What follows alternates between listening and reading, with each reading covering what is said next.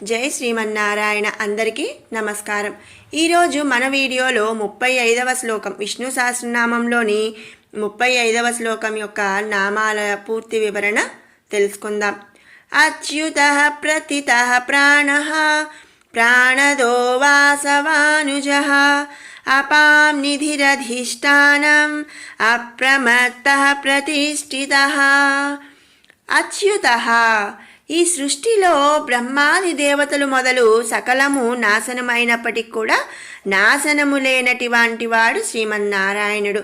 మరి ముందు నుంచి మనం చెప్పుకుంటున్నాము, ఈ సకల సృష్టికి మరి ముందు తర్వాత సృష్టి జరిగేటప్పుడు అన్నిటి కూడా ఆది అంతం మధ్యం మొత్తం కూడా స్వామి ఉన్నాడు. స్వామికి జనన మరణాలనేవి అసలు లేవు అని చెప్పుకుంటున్నాం. అంటే ఏంటి, ఈ సృష్టిలో ఉన్న బ్రహ్మాది దేవతల మొదలు సకలము నాశనమయ్యేటప్పటికి కూడా నాశనం లేనటువంటి వాడు స్వామి. అతడు నిత్య సత్యుడు, స్థిరమైన వాడు, త్రికాలములందు కూడా ఉండేవాడు. కనుక ఈ స్వామిని మనం ఇక్కడ అచ్యుతః అనే నామముతో స్తుతించుకుంటున్నాము. తర్వాత నామం ప్రథితః. వేదముల చేత ఉపనిషత్తుల చేత జగత్తంతా కూడా ఆక్రమించి కీర్తి ప్రతిష్టలు కలవాడు కావటం చేత అతడే ప్రసిద్ధుడు అని ఇక్కడ అనబడుచున్నాడు. ప్రథితః అంటే ఏంటి అంటే ప్రసిద్ధమైన వాడు, ప్రసిద్ధమైనది. కనుక మరి ఆ స్వామి ఈ సకల జగత్తు ఆక్రమించిన కీర్తి ప్రతిష్టలు కలవాడు కాబట్టి మనం ఈ నామంలో స్వామిని ప్రథితః అని స్తుతించుకుంటున్నాము. తర్వాత నామం ప్రాణః. జీవులందు అంతర్యామి అయి ప్రాణములను నిలిపి ఉంచువాడు.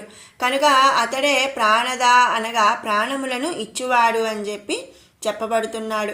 మరి పరమాత్మ, ఆత్మే పరమాత్మ. మరి ఆత్మకి పరమాత్మకి ఎలాంటి భేదము లేదు, ఆత్మనే పరమాత్మ అని మనం చెప్పుకున్నాం. ఆ పరమాత్మ స్వరూపుడైన శ్రీమన్నారాయణుడే మరి ఆత్మరూపాన మరి అంతర్యామిగా ప్రతి జీవరాశులందు కూడా మరి అంతర్యామిగా ఉండి ప్రాణములను నిలిపి ఉంచుచున్నాడు. మరి ఆ ఆత్మ అంటే ఆ ప్రాణం మరి వెళ్ళిపోయినప్పుడు మరి ఈ శరీరానికి ఇక మరి మరణం అంటే చనిపోయిన జీవి అని అంటారు. అంటే ఏంటి, మన ప్రాణములను నిలిపి ఉంచేవాడు పరమాత్మ. ఆ పరమాత్మకి ఆత్మకి ఎలాంటి భేదము లేదు కాబట్టి ఆత్మే పరమాత్మ కాబట్టి మనకు ప్రాణములను ఇచ్చువాడు కాబట్టి స్వామిని ఇక్కడ ప్రాణః అనే నామముతో స్తుతించుకుంటున్నాము. తర్వాత నామం ప్రాణదః. సమస్త జీవులకు ప్రాణములను బలమును ఇచ్చేవాడనమాట. సమస్త శక్తి సంపన్నుడైన పరమాత్ముడు తన యొక్క విభూతులకు ప్రాణబలములను ఇచ్చుట చేత ప్రాణద అని ఇక్కడ చెప్పబడుతున్నాడు. విభూతులు అంటే ఏంటి అంటే ఆయన రూపాలు అనమాట. మరి మనం ఇంతకుముందు చెప్పుకున్నట్లు ఈ సకల జీవరాశులందు కూడా మరి స్వామి అంతర్యామిగా ఉన్నాడు. ఈ సకల జీవరాశులు కూడా స్వామి యొక్క విభూతులే అన్నమాట. మరి తన యొక్క విభూతులకు ప్రాణబలములను ఇచ్చటం ద్వారా స్వామి ప్రాణదః అని ఇక్కడ మనం స్తుతించుకుంటున్నాము. తర్వాత నామం వాసవానుజః. ఇంద్రుని తర్వాత అదితి కశ్యపులకు జన్మించినవాడు వామనుడు.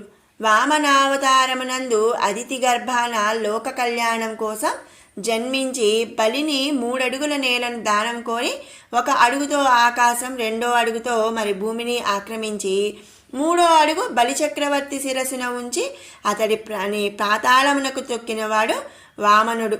మరి వాసవానుజః అంటే ఏంటి, ఇంద్రుని తర్వాత మరి జన్మించిన వాడనమాట. ఎవరండి, వామనావతారం. కాబట్టి మరి వామనావతారములో ఇంద్రుని తర్వాత అదితి కశ్యపులకు జన్మించిన వాడు కనుక స్వామిని ఇక్కడ వాసవానుజః అని స్తుతించుకుంటున్నాం. అనుజుడు అంటే ఏంటి, తర్వాత జన్మించినటువంటి వాళ్ళనమాట. వాసవ అంటే ఇంద్రుడు కాబట్టి వాసవ అనుజః ఇంద్రుని యొక్క అనుజుడు. ఎవరండి, వామనావతారంలో జన్మించిన శ్రీమన్నారాయణుడు. అందుకనే ఇక్కడ మనం శ్రీమన్నారాయణుడిని వాసవానుజః అని స్తుతించుకుంటున్నాము. అపాం నిధిః. అపాం నిధిః. నిధి అంటే మరి నిధి అన్నమాట. క్షీరసాగర మదనంలో మరి దాన్ని మదించి సముద్ర స్వరూపుడు పంచభూతములను సృష్టించింది పరమాత్ముడే కనుక అతడు జలమునందు కూడా అంతర్యామి కావటం చేత అపాం నిధి అని చెప్పి ఇక్కడ స్తుతించుకుంటున్నాము. తర్వాత నామం అప్రమత్తః. కర్మబద్ధులైన భక్తులను రక్షించుటందు పరమేశ్వరుడు అప్రమత్తంగా ఉంటాడు, అంటే జాగ్రత్తగా ఉంటాడనమాట.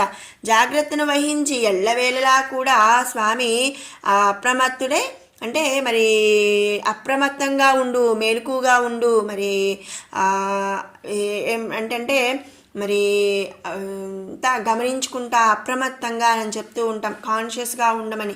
అలా మరి తన కర్మబద్ధులైన భక్తులను రక్షించడానికి స్వామి ఎల్లవేళలా కూడా అప్రమత్తుడే, కాన్షియస్గా ఉంటాడనమాట. కొంచెం కూడా మరి ఏమరపాటుగా ఉండడు, అప్రమత్తంగా ఉంటూ ఉంటాడు. అలా ఉంటాడు కాబట్టి స్వామిని ఇక్కడ మనం అప్రమత్తః అనే నామముతో స్తుతించుకుంటున్నాము. తర్వాత నామం ప్రతిష్ఠితః. ఈ జగత్తును ప్రతిష్ఠించినవాడు స్వామి. అతడు నిరాకారుడు,